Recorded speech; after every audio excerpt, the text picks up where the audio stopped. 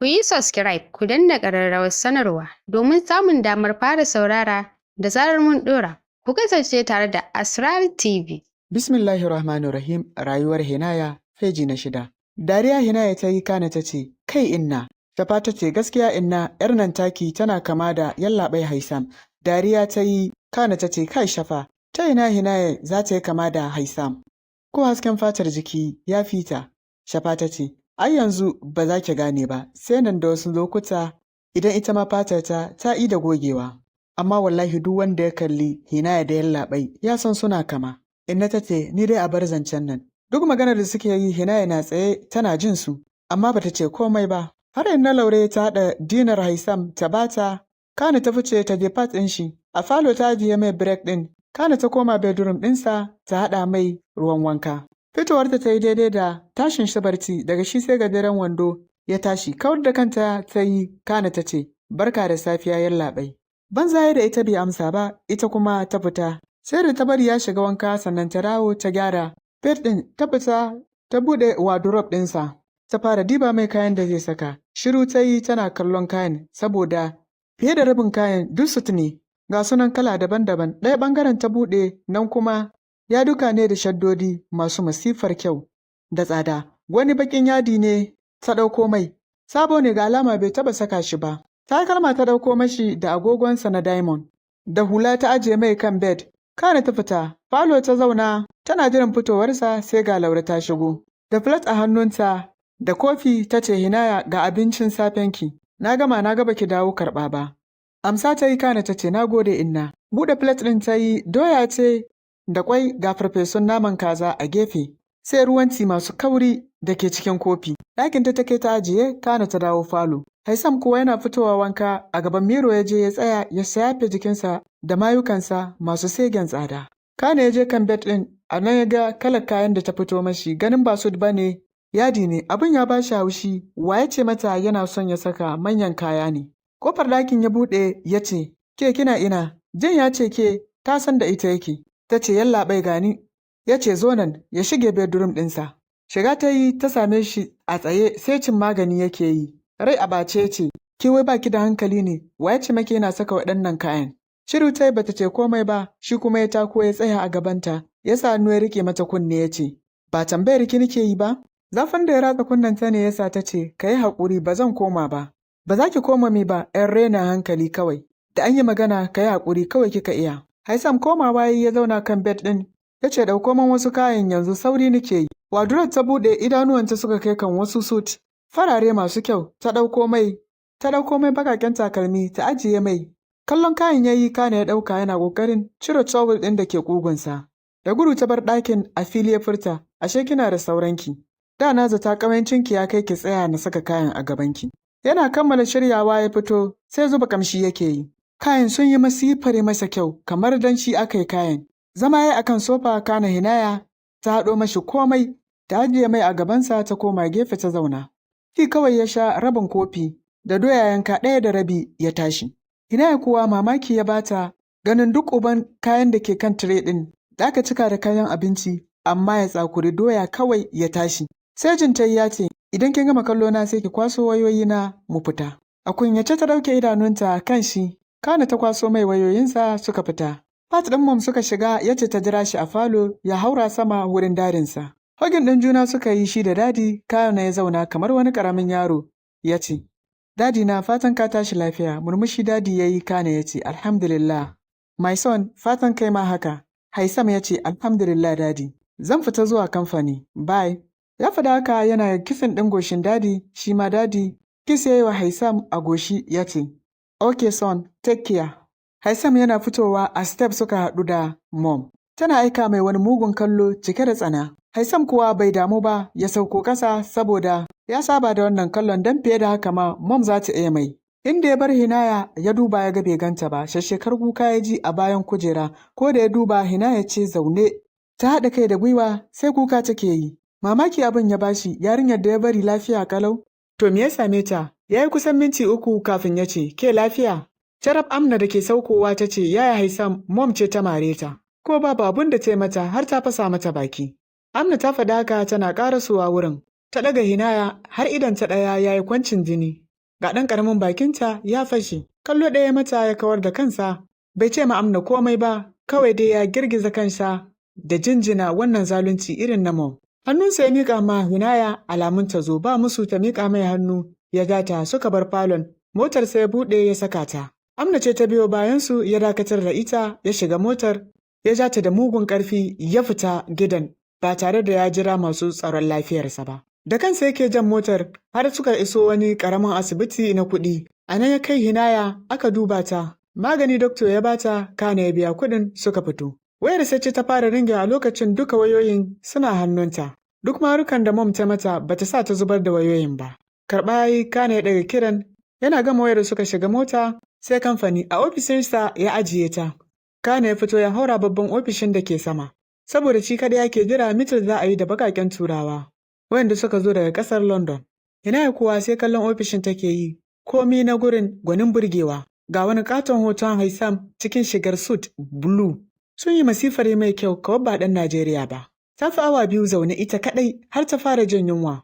Wata ma'aikaciya ce ta shigo ta aje mata kofi da kek da juice. Ta juya har ta fita ta dawo tana kallon Hinaya cikin harshen Turanci ta ce, amma ke ƙaunar MD Haisam ce ko? Girgiza kai Hinaya ta yi alamar a'a. Ita kuma matar ta fita amma san bata yadda da Hinaya ba ƙanwar Haisam ba ce.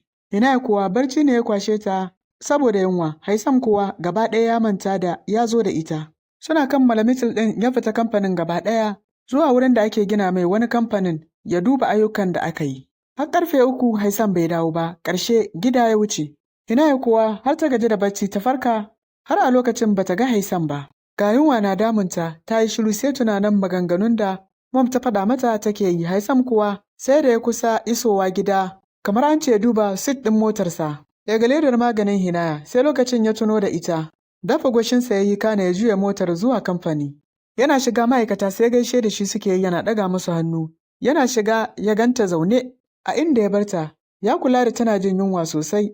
Duk ta yi wata iri, sai lokacin ya ji ba daɗi. Hinaya kuwa ko kallon su ba ta yi ba, saboda ɗazun ya kama ta tana kallon shi. Sai ƙara sunkuyar da kanta ƙasa ta yi. Cikin sanyin murya ya ce, zo mu tafi gida.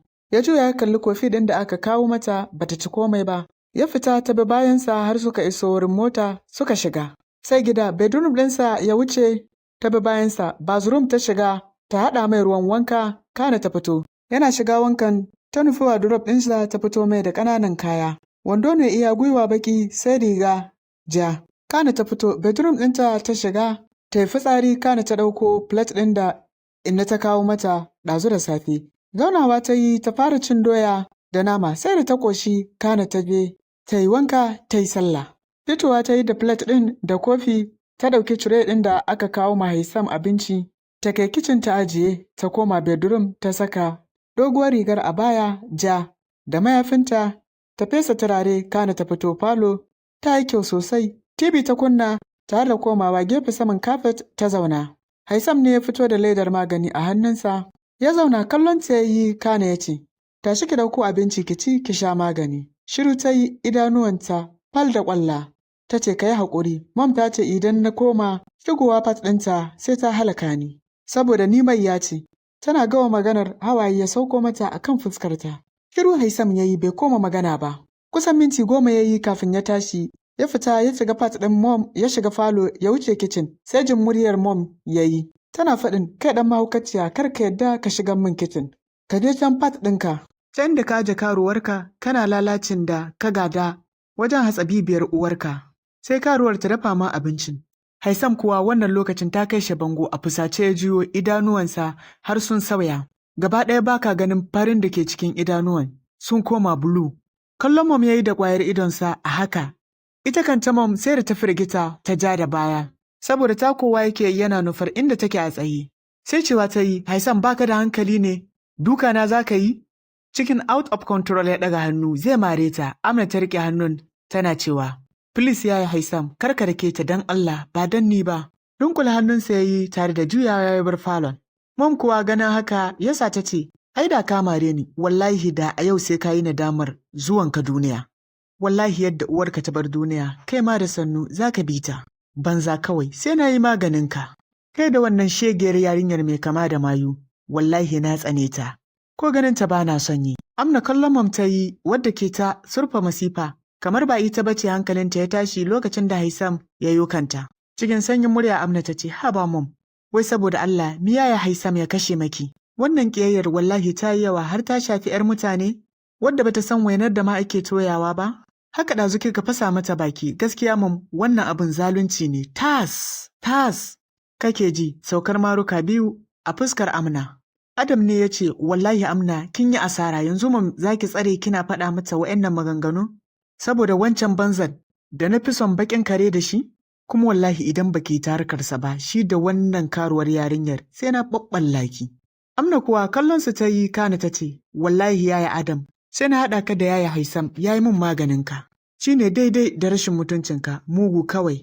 Ku dai ji tsoron Allah, tana gaba faɗar haka ta haye sama. Haisam kuwa saboda ɓacin rai har wani duhu yake gani. Cikin idanuwansa ko gabansa baya gani sosai. Yana shiga fat ɗinsa a falo ya tsaya ya kwanta saman kujera ya rufe idanuwansa. Kansa na sarawa. Hinaya kuwa tana ganin yanayin da ya shigo ta fahimci akwai matsala saboda haka ta tashi ta shiga bedroom ɗinta. Amma zuciyarta ta kasa samun natsuwa ganin halin da yake ciki duk da ba wani daɗin zama take ji da shi ba. Amna kuwa kwantawa ta yi kan gado tana tunanin halin da ɗan uwanta yake ciki. Mom da Adam sama suka haura suka shiga ɗakin mom suka zauna. Adam ya ce, Mom ya kamata mu kawo ƙarshen Haisam a gidan nan. Ni ma haka nake tunani. Na so na saka a kashe shi, amma idan aka kashe shi ba za mu gaji dukiyarsa ba, wadda kuma ita ce muke bukata. Shi ne nake son na yanke shawarar yadda za mu bullo ma wannan lamarin. Ƙirjin Amna ne ya buga da ƙarfi saboda duk abin da suke faɗi tana jin su. A cikin ɗakinta, Mom kuwa magana ta faɗa wa Adam a kunne suka kwashe da dariyar mugunta. Ita kuma Amna wani zufa ne sassafo mata duk da sanyin esin da ke cikin rum ɗinta.